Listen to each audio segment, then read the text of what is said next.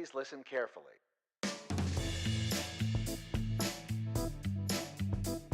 This week your students are going to be designing and creating a sock animal. This is a long process that takes many steps. So your students are going to be going through these steps as we go through the week of camp. In today's video, we're going to start by designing the critter that your student wants to make and figuring out which pieces of the sock make which part of the animal's body. So let's start with designing an animal and cutting the sock into lots of little bits.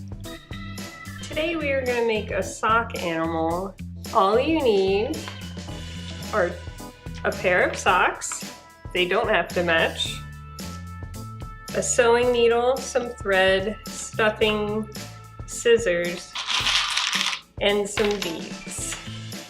Here's a finished project of what a sock animal might look like.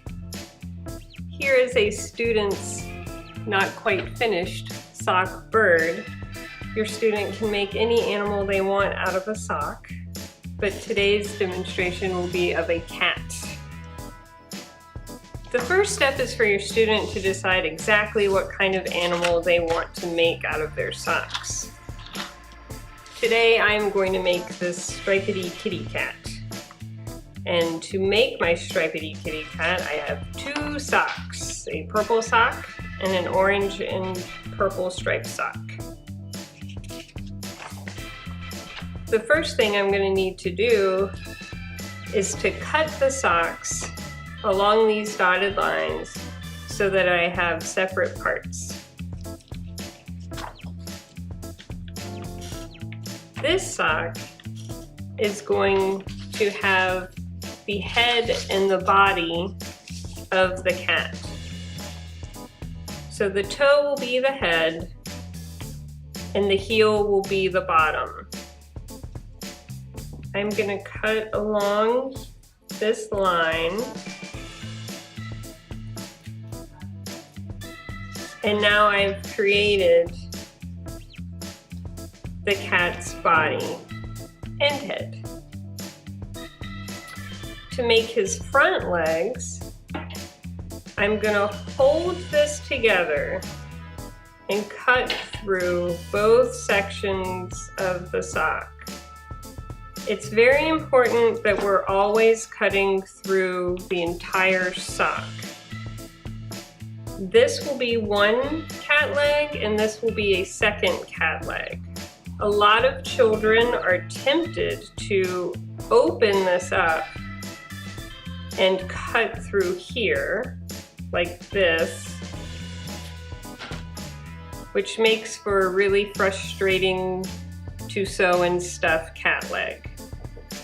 Luckily, I have a spare. So now we have two legs. With our second sock, we're going to need to cut out more legs, a tail, and ears. I'm going to make a similar cut